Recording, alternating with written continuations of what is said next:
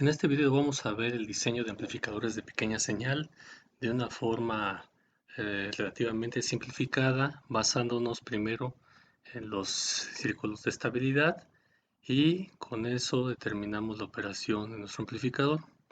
Cabe destacar que el diseño de amplificadores de pequeña señal es un mundo muy grande en el cual las características del diseño van a depender de las necesidades para lo que se va a utilizar y de los diferentes modos de operación que se requieren de dicho dispositivo. Un amplificador de pequeña señal es un dispositivo de importancia muy relevante en sistemas de radiocomunicaciones. Las características de cada amplificador dependerán de las necesidades del diseñador, así como de la aplicación de este. Por ejemplo, cuando vimos el hexágono de radiofrecuencia y el receptor homodino y heterodino, hablamos de que los radioreceptores tienen cuatro características principales, que es la selectividad, la sensibilidad, el bajo nivel de ruido y la alta linealidad. Tres de estas características las cumple el primer amplificador de nuestro radioreceptor, que es el de poseer una alta sensibilidad, es no proveer altas no linealidades y de generar el menor ruido posible. De ahí la importancia de este dispositivo en sistemas de radiocomunicación.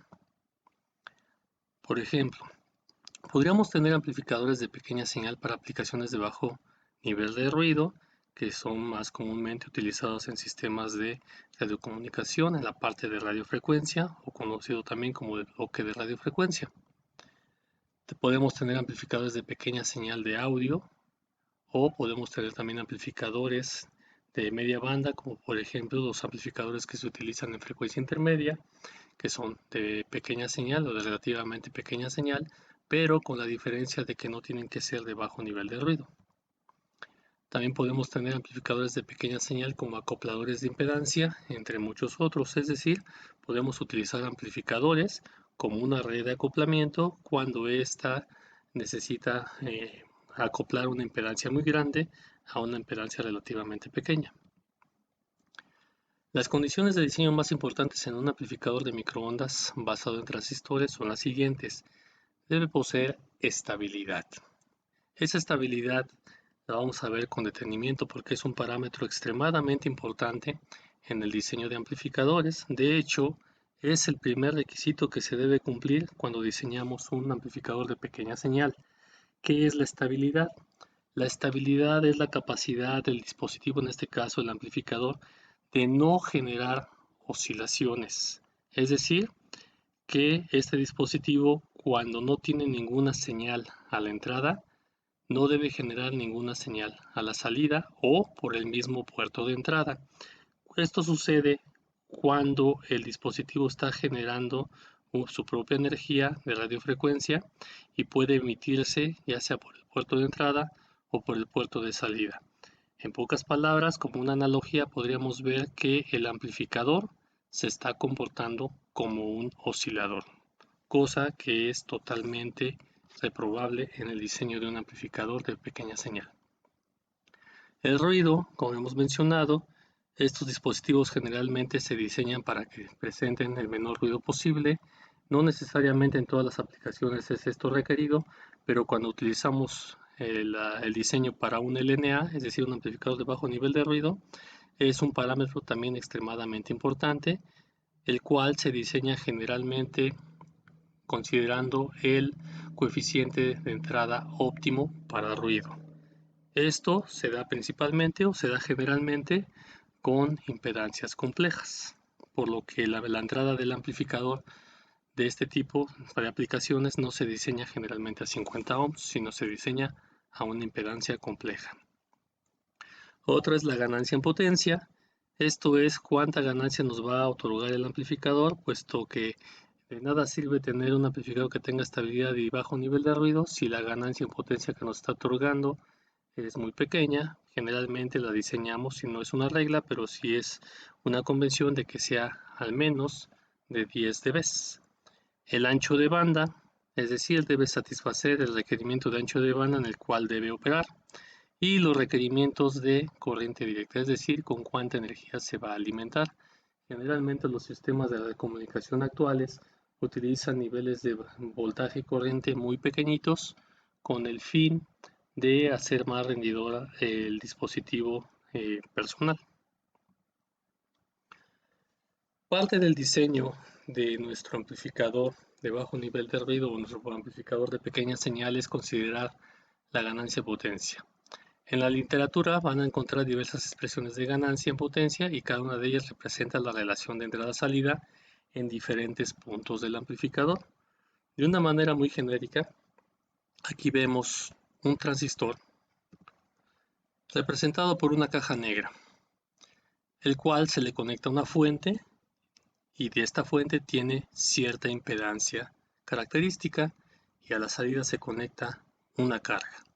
Entonces aquí tenemos una señal de entrada que le vamos a llamar a subíndice 1, que es la señal que llega desde la fuente, pasa por la impedancia y llega a la entrada del transistor. Como lo más común es que no tengamos un acoplamiento perfecto entre la entrada ZS y la impedancia de entrada del transistor, vamos a tener cierta señal reflejada que le vamos a llamar B1.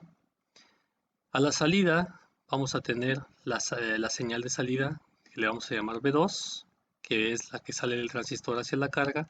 Y si también encontramos que hay un desacoplamiento entre el transistor y la ZL, vamos a tener una señal reflejada que le vamos a llamar A2.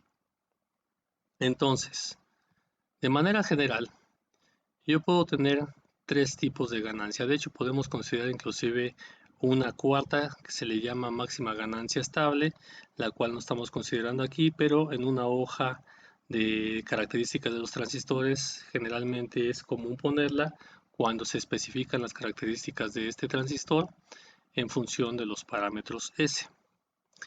Esa máxima ganancia estable se va a ver más adelante para el diseño del amplificador. Entonces, tenemos la primera que es la ganancia de transducción, que nos dice que es la potencia en la carga entre la potencia promedio desde la fuente. PL, que es la potencia en la carga entre la potencia de entrada al resistor, que le vamos a llamar la ganancia en potencia. Y por último, la ganancia disponible, que es la potencia disponible en la red entre la potencia de entrada.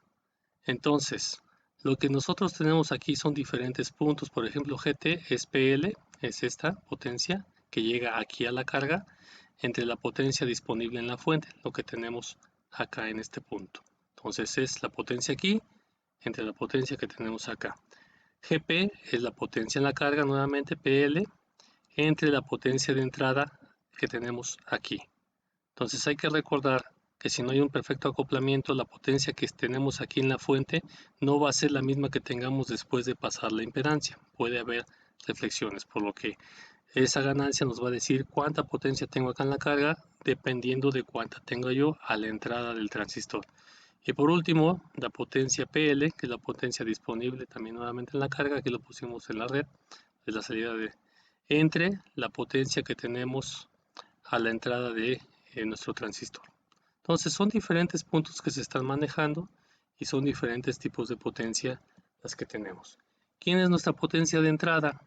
Pues la potencia de entrada es un medio de la señal, de la magnitud de la señal que está entrando, elevado al cuadrado, menos un medio de esa potencia que se está regresando. Entonces, cuando esta potencia es muy pequeñita, tendiente a cero, entonces la potencia de entrada va a ser un medio de la magnitud del voltaje que tenemos al cuadrado que está entrando desde la fuente. La potencia en la carga es igual a un medio de B2 al cuadrado, que es esta la que está llegando hacia la carga, menos un medio de la señal que se está reflejando, de un medio al cuadrado. La potencia ABS es nuestra potencia en la entrada, siempre y cuando el coeficiente de reflexión de entrada, este que tenemos aquí, sea igual al complejo conjugado del coeficiente que tenemos acá. Estos dos coeficientes son diferentes. Este es el coeficiente a la entrada del transistor y este es el coeficiente que tenemos en la fuente. Este es el coeficiente de salida del transistor y este es el coeficiente de reflexión que tenemos en la carga.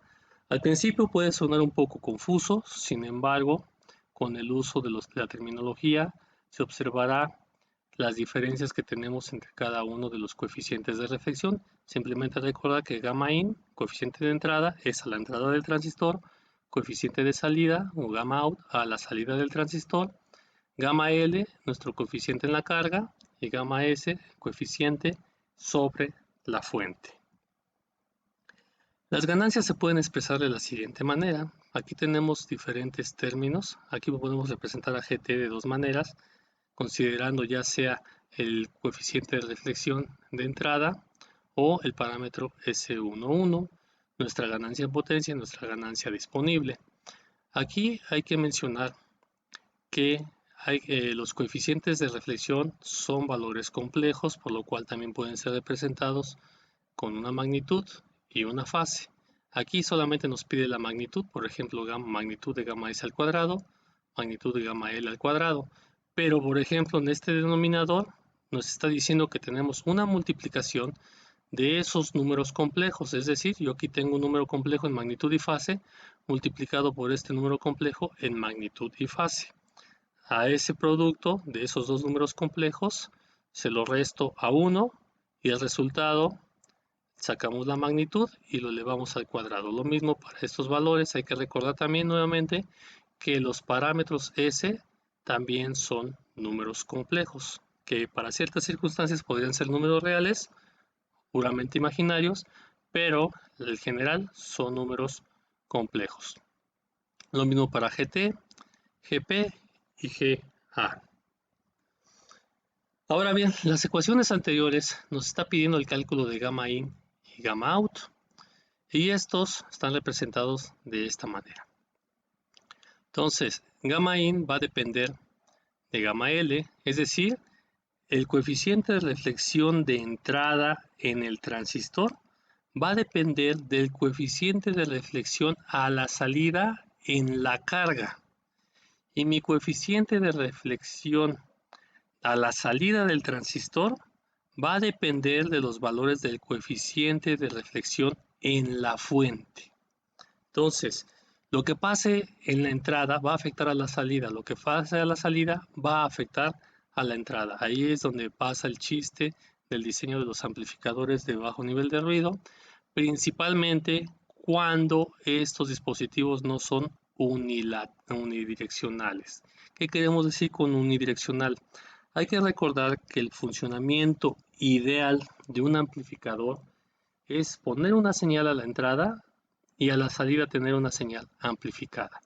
Pero si yo pusiera una señal a la salida, lo ideal sería que a la entrada no tuviera absolutamente nada. Sin embargo, ningún dispositivo de ese estilo es unilateral, por lo que si yo pongo algo de señal a la salida, esta se va a ver reflejada un poco a la entrada. ¿Y quién nos va a determinar esa función de transferencia? Nuestro parámetro S21. Si este parámetro S21 fuera 0, eso quiere decir que lo que yo ponga a la salida no se va a ver nada a la entrada. Entonces, siendo 0 yo tengo unilateralidad, quiere decir que nada más voy de la entrada a la salida. Todos estos numeradores y denominadores o estas fracciones se harían 0, por lo que el coeficiente de reflexión de entrada sería igual al parámetro S11 y el coeficiente de reflexión de salida sería igual al parámetro S22. Sin embargo, en la realidad, este parámetro S21 es imposible de que sea 0. Entonces, de una manera más realista, tenemos nosotros nuestro transistor con su impedancia de entrada, su impedancia de salida, impedancia ZL. Aquí vamos a tener una red de acoplamiento, la cual me va a determinar gamma L y nuestro gamma out, que es el coeficiente de reflexión de salida del transistor. Coeficiente de reflexión de entrada en la entrada del transistor. ZS, que me lo va a determinar la red de acoplamiento a la entrada para acoplar nuestra fuente, y esta red de impedancia de entrada me va a determinar gamma S. En otras palabras, la red de acoplamiento de entrada transforma la impedancia de la fuente en la impedancia ZS, o en otras palabras, en el coeficiente gamma S. Hay que recordar que gamma S no es otra cosa más que la relación de las impedancias que tenemos en juego en este dispositivo. Por otra parte, la red de acoplamiento de salida transforma la impedancia de la red de ZL, en otras palabras, en el coeficiente gamma L. Es decir, yo aquí tengo una impedancia, por ejemplo, de 50 ohms. Yo voy a diseñar una red de impedancia, de acoplamiento de impedancia, la cual me va a transformar esto a una impedancia ZS, a la que yo necesite, a la que yo quiera, ¿sí? Ya sabemos diseñar redes de acoplamiento. Entonces, la relación Z1 y ZS me va a generar un coeficiente de reflexión gamma S. En términos generales hay que acordarnos que el coeficiente de reflexión es ZL menos Z0 entre ZL más Z0. Si lo vemos de esta manera, pues sería ZS menos Z1 entre ZS más Z1 y me genera un coeficiente gamma S. Entonces, diseñando esta red, yo puedo seleccionar el gamma S que yo quiera, el que yo necesite. Y eso es importante porque más adelante lo vamos a ver cuando estudiamos la estabilidad del amplificador. Lo mismo sucede con la red de salida. Esta red de salida lo que necesita pues, es acoplar esta impedancia con la impedancia ZL que yo requiero. Al combinarse estas dos me van a generar un gamma L, el cual es el que yo necesito. Entonces, modificando estas redes de acoplamiento, yo selecciono gamma S o selecciono gamma L, los valores que a mí me interese para que el amplificador funcione.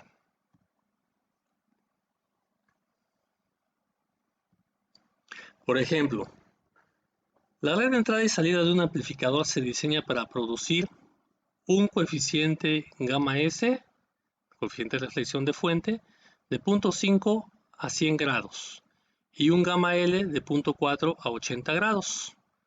Determinar las ganancias del amplificador si los parámetros S a determinada frecuencia y polarización son S11 de 0.5 a menos 120 grados, S12 0.04 a 20 grados, S21 3 a 40 grados y S22 0.5 a menos 80 grados.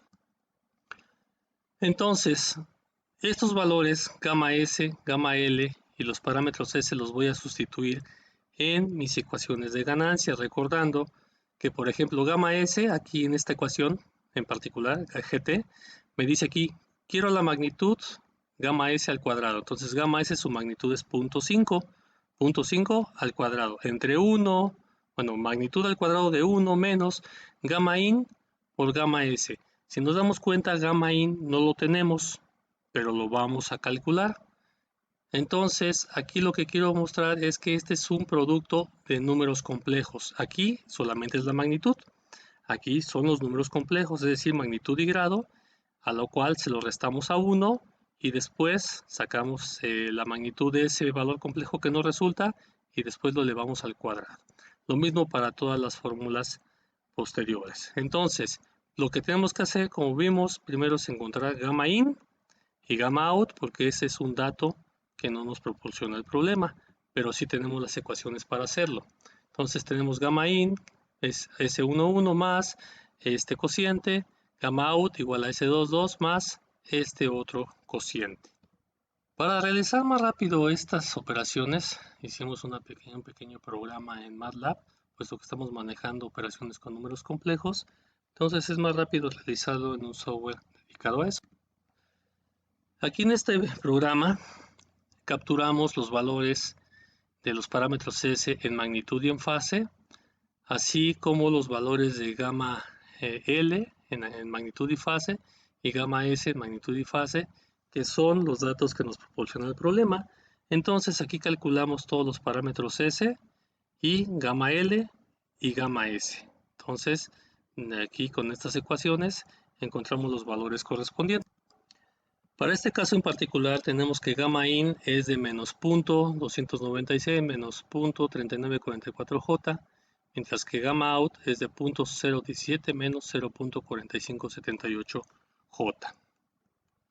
Ahora bien, ya tenemos todos los datos necesarios y ahora sí vamos a calcular nuestras ganancias de GT, GP y GA.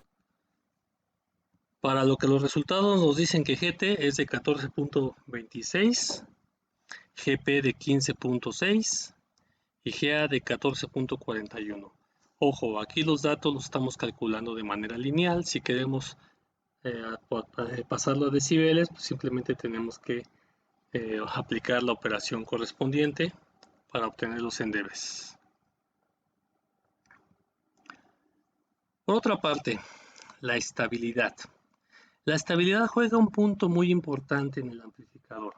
Como habíamos mencionado, es la capacidad de que el amplificador no oscile, es decir, que no genere una señal por sí solito y que ésta se pueda radiar ya sea por el puerto de salida o por el puerto de entrada. Bueno, no necesariamente radiar, pero sí salir por el puerto de salida o por el puerto de entrada, sin que haya una señal excitadora de corriente alterna o de radiofrecuencia a la entrada del dispositivo. Esencialmente lo que estaba haciendo el amplificador cuando no es estable es que está oscilando, es decir, está generando una señal sin que se requiera. Ahora bien, esta red de la estabilidad o la inestabilidad del circuito se puede dar cuando uno o los dos puertos presenten una resistencia negativa. Una resistencia negativa es un concepto relativamente nuevo en la materia que estamos llevando, pero es un parámetro que se puede dar cuando las reactancias internas del transistor se combinan de tal manera que los términos imaginarios se cancelan mutuamente, dando lugar a un valor real negativo con unidades de ohms. Entonces, cuando eso sucede, cuando yo tengo una resistencia negativa, vamos a tener una inestabilidad. Entonces, hay que recordar bien eso. La resistencia negativa me va a generar inestabilidad. Y eso va a pasar cuando mi coeficiente de reflexión de entrada en magnitud sea mayor que 1 y o el coeficiente de reflexión de salida en magnitud también sea mayor que 1. Hay que recordar que nuestros coeficientes de reflexión, ya sea de entrada o de salida, no es otra cosa más que la relación del voltaje reflejado entre el voltaje incidente. En otras palabras, el voltaje que sale del puerto entre el voltaje que entra en ese puerto. Entonces, si por algún motivo tenemos que el voltaje reflejado o que sale del puerto es mayor que el incidente, eso quiere decir que el dispositivo está generando su propia energía. Entonces, en un caso unilateral, cuando S12 es igual a 0, se tiene que gamma in es igual a S11 en magnitud y gamma out es igual a S22 en magnitud.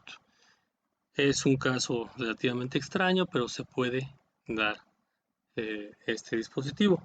Ahora bien, ¿cómo determinamos si nuestro transistor es potencialmente inestable? Una de las formas es encontrar los círculos de estabilidad. Estos círculos de estabilidad son las regiones que delimitan la parte estable o inestable de los puertos del amplificador. El círculo de estabilidad de salida, es decir, de carga, lo que tenemos a la salida de nuestro transistor, lo podemos encontrar con estas ecuaciones. El radio lo vamos a determinar por esta ecuación, mientras que las coordenadas del centro, tanto en magnitud y en fase, lo determinamos por esta ecuación. Es decir, este número me va a determinar cuál es el radio de ese círculo y este otro número me va a determinar cuál es la distancia del centro de la carta de Smith al centro del círculo y en qué ángulo se encuentra ese centro. El círculo de estabilidad de entrada o círculo de fuente también lo encontramos con estas dos ecuaciones. Nuevamente, esta ecuación nos da la magnitud del radio de ese círculo y este nos va a dar las coordenadas y la posición de dónde va a estar el centro de ese círculo. Repetimos, esta es la distancia que va a haber del centro de la carta de Smith al centro del círculo y el ángulo al cual va a estar colocado ese círculo. Ahora, ya una vez que calculamos los círculos de estabilidad, tanto de entrada como de salida, o de fuente y de carga, debemos identificar qué regiones nos presentan estabilidad y qué regiones nos presentan inestabilidad. Entonces, vamos a considerar el círculo de salida que se grafica en el plano gamma L. Vamos a suponer, para simplificar la explicación, que ZL es igual a Z0. Si esto sucede, entonces gamma L es igual a 0. Hay que recordar que gamma L es ZL menos Z0 entre ZL más Z0. Por lo que al ser iguales, nuestro coeficiente de reflexión vale 0 y quiere decir que tenemos un perfecto acoplamiento a la carga. Si eso sucede, si gamma L es igual a 0, entonces nuestro coeficiente de entrada es igual a S11 y esto en magnitud. Ahora, si S11 en magnitud es menor que 1, entonces la magnitud de gamma in también va a ser menor que 1 por esta igualdad. Por lo que gamma L igual a 0 debe estar en la región estable. Esto significa que el centro de la carta de Smith es la región estable. Hay que recordar que en la carta de Smith, en el video que vimos de carta de Smith, nos representaba esto impedancias y reactancias. Y en el centro de la carta de Smith teníamos el círculo unitario o el punto cuando la resistencia vale 1. Entonces, si estos elementos ZL y Z0 se normalizan, es decir, yo divido ZL entre Z0 y como son iguales, entonces yo tengo un valor de 1. Cuando eso sucede, mi coeficiente de reflexión vale 0 y por lo tanto mi coeficiente de reflexión va a estar en esta región, en el valor cuando la impedancia vale 1 normalizado. Este es mi círculo que yo tracé, mi círculo de carga, por lo cual me dice que gamma L, que está en el centro de la carta de Smith, es la región estable.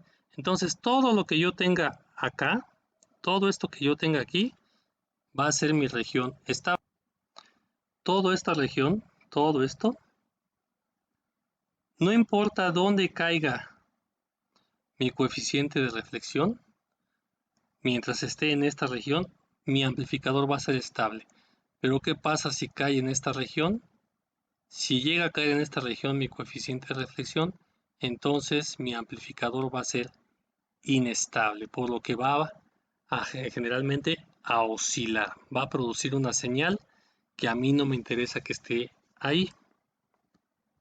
Ahora, vamos a suponer nuevamente que ZL es igual que Z0, pero por alguna razón yo tengo que la magnitud del coeficiente de reflexión S11 es mayor que 1.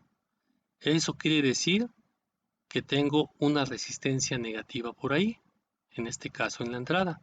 Entonces mi coeficiente de reflexión de entrada también va a ser mayor que 1 para un valor de gamma L igual que 0. Es decir, acuérdense que este valor me da gamma L igual que 0 cuando estos dos son iguales.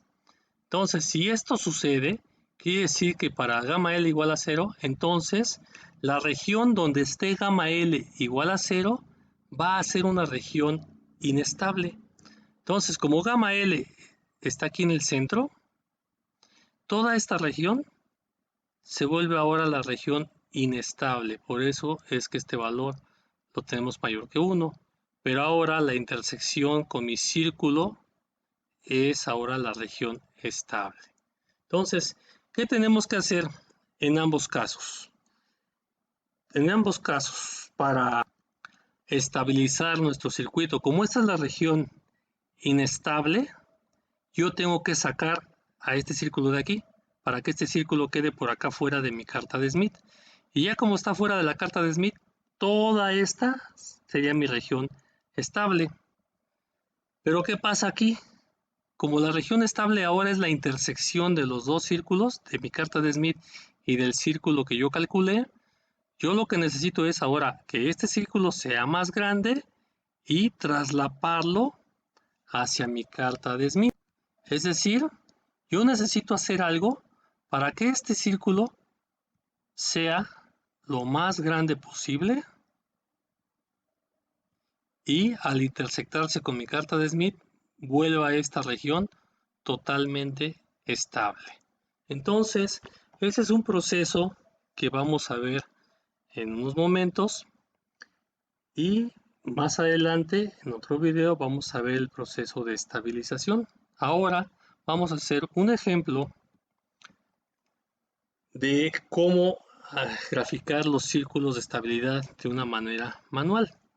Ahora bien, los círculos tanto de entrada como de salida permiten definir cuál es la zona en la cual se puede encontrar o proponer coeficientes de reflexión que permitan al amplificador tener una estabilidad incondicional.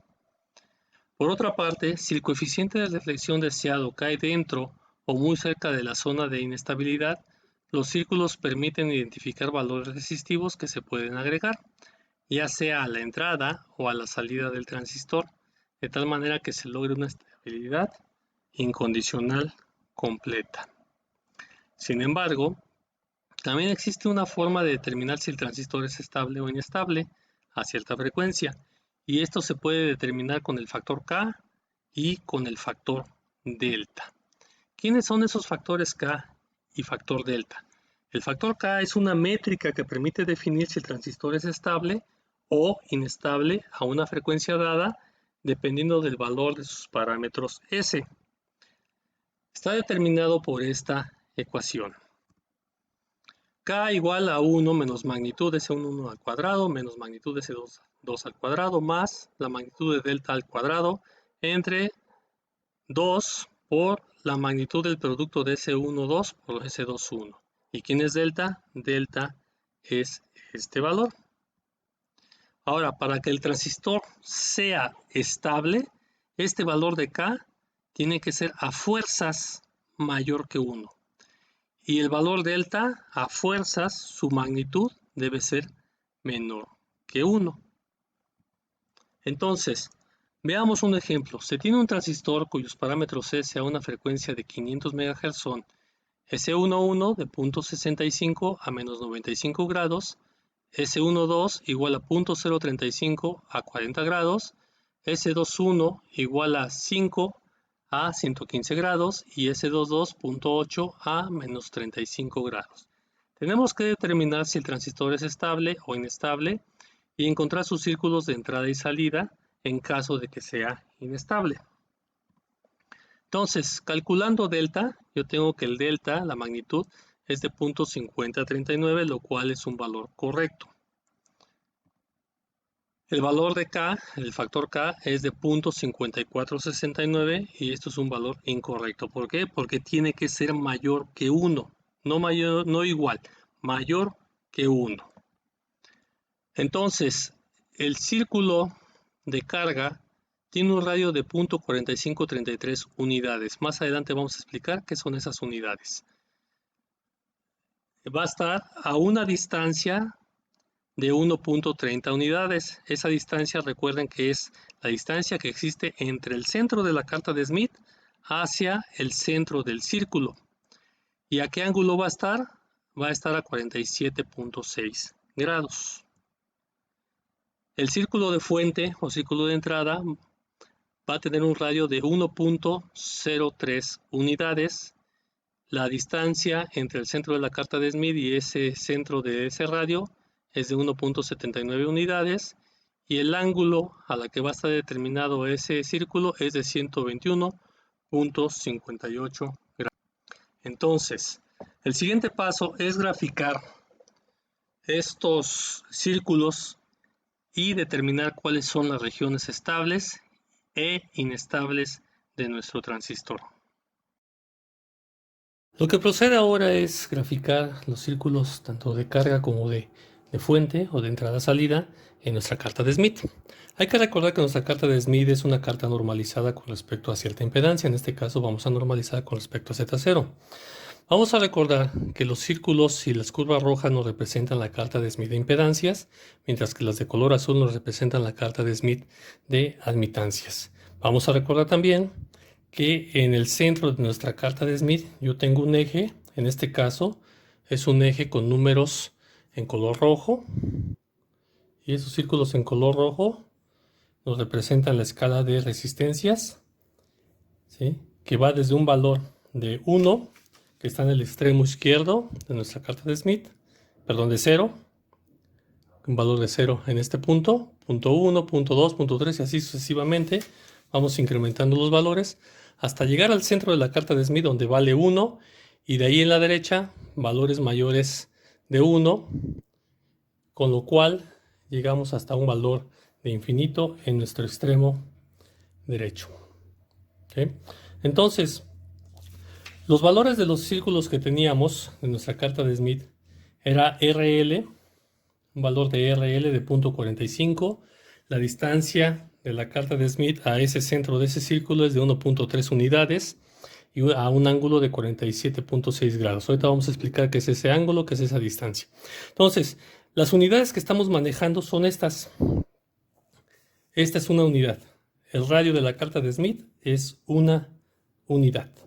Entonces, si nuestro radio nos dice que tiene un valor de 0.45 unidades, es lo que va a valer 0.45 esta distancia. Para hacer las cosas un poquito más sencillas, tomamos una regla, por ejemplo, y para esta carta en particular, esta impresión, puesto que el imprimir de un papel a otro con una impresora a otra puede variar las distancias, yo tengo que el radio de esta carta de Smith es de aproximadamente 7.5 centímetros. Entonces, estos 7.5 centímetros equivalen a una unidad. Entonces, yo tengo que mi radio en la carga es de 1.03 unidades. Entonces, yo voy a multiplicar ese 1.03 por 7.5 centímetros y yo voy a tener un radio RS de 7.8 centímetros. Entonces, vamos a poner los datos que teníamos de nuestros círculos anteriores. Entonces, yo tengo que RL es igual a 0.45 unidades. La distancia del centro a ese círculo es de 1.3 unidades. Y el ángulo en grados es de 47.6 grados. Esto para mi círculo de carga. Para el de fuente o de entrada, el radio es de 1.03 unidades. La distancia del centro de la carta de Smith a ese círculo es de 1.79 unidades. Y el ángulo es de 121.5 grados. Vamos a redondear los ángulos porque la carta de Smith, como es un método gráfico, no es tan exacto, pero puede funcionar. Entonces, ya dijimos que una unidad, valga la redundancia, equivale a 7.75 centímetros de esta impresión. Si yo imprimo en otra hoja o con otro diferente archivo de la carta de Smith, puede ser que esta distancia de 7.5 centímetros sea diferente, por lo cual siempre se debe de medir esta distancia con su reglita que van a emplear desde el centro de la carta de Smith hacia el extremo. En este caso, repito, es de 7.5 centímetros. Entonces, dado esto, yo tengo que el radio de RL va a ser de aproximadamente 3.37 centímetros desde el centro de ese radio hacia su periferia.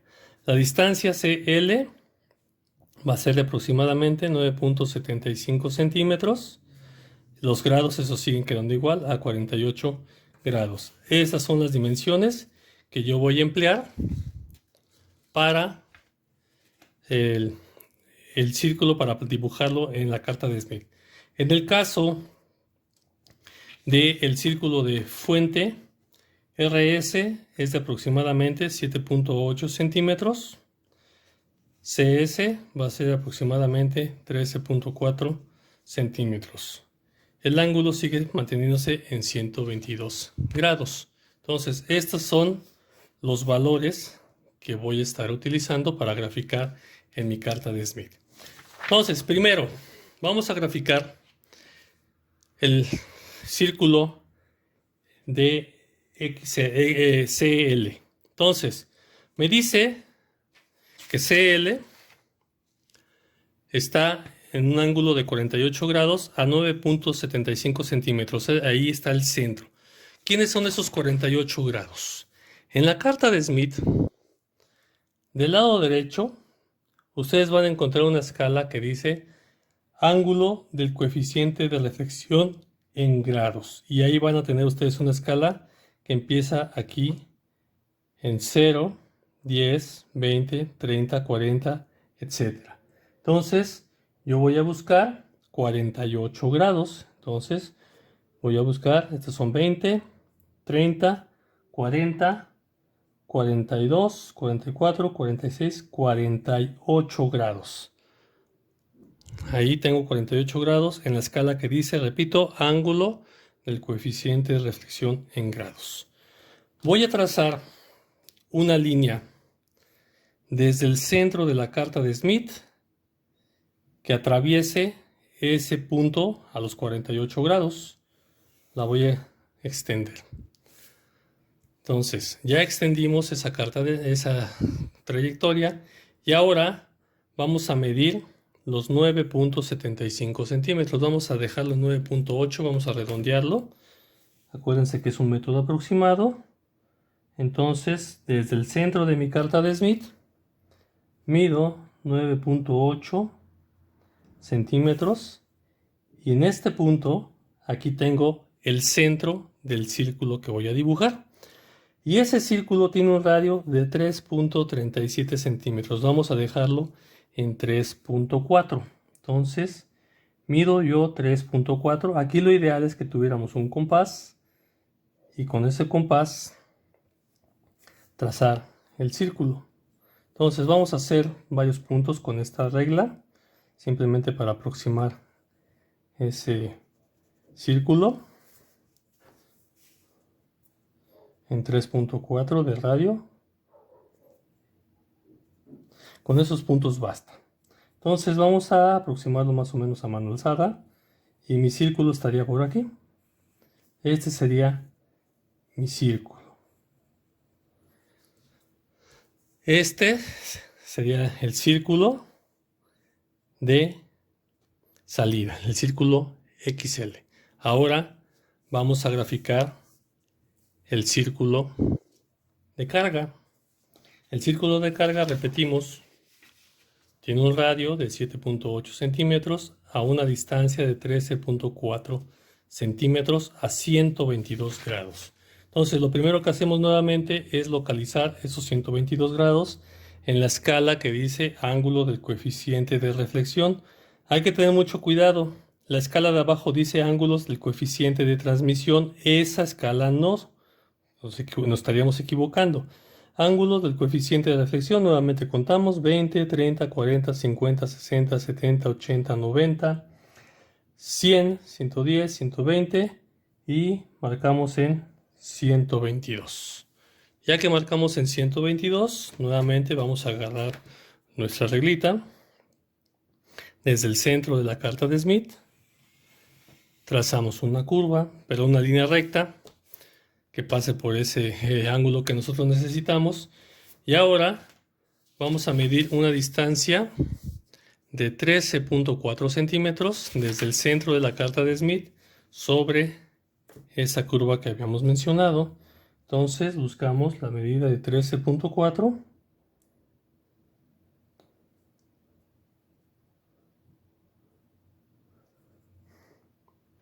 y la medimos. Este va a ser el centro de nuestro círculo y a partir de ese centro del círculo ahora agarramos su radio RL que es de 7.8 centímetros. Entonces desde este círculo, desde el centro que acabamos de obtener, medimos 7.8 centímetros. Entonces vamos a agarrar esa misma medida para trazar otro punto de 7.8 centímetros y otro punto de 7.8 centímetros. A mano alzada, repito, esto sería más fácil con un compás, más o menos de esta manera. Aquí en esta parte no me interesa mucho porque lo que vamos a utilizar más adelante es la parte tangencial de esos círculos, que es lo que nos interesa. Ahora bien, aquí nosotros tendríamos que ver nuestro coeficiente de reflexión. Nuestro coeficiente de reflexión S11 nos dice que es menor que la unidad, la magnitud. En este caso es de 0.65, como vemos en el video. Como esa magnitud de S11 es menor que 0.5, entonces yo tengo que gamma L igual a 0, está en este punto y esta es mi región estable. Entonces todo esto es la región estable donde yo puedo calcular tanto gamma S como gamma L. En el otro caso, la región inestable es la intersección de los círculos con la carta de Smith. Esas serían las regiones inestables y el resto de la carta de Smith sería la región estable. ¿De qué nos sirve esto? Una vez que yo identifiqué las regiones estables e inestables de mi transistor, yo puedo diseñar la red de acoplamiento tanto a la entrada como a la salida, de tal manera que el coeficiente de reflexión que yo tenga, en este caso, este es el círculo de entrada, vamos a ponerlo así, vamos a suponer que este es gamma S.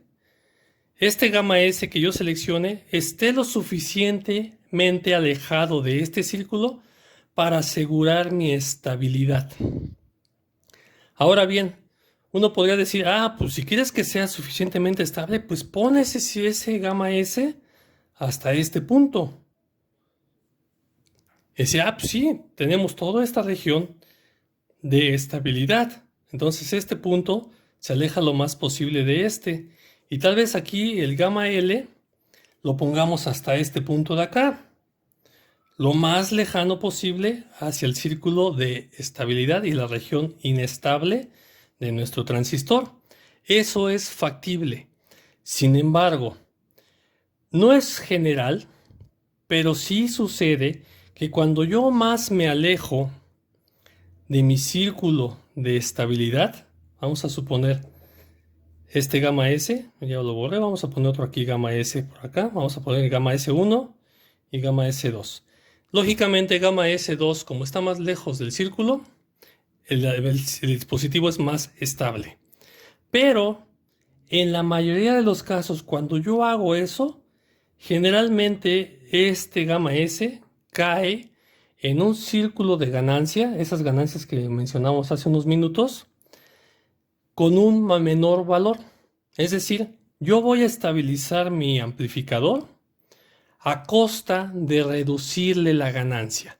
No es una regla, pero digamos que la práctica me ha dicho que eso pasa en el 98% de los casos.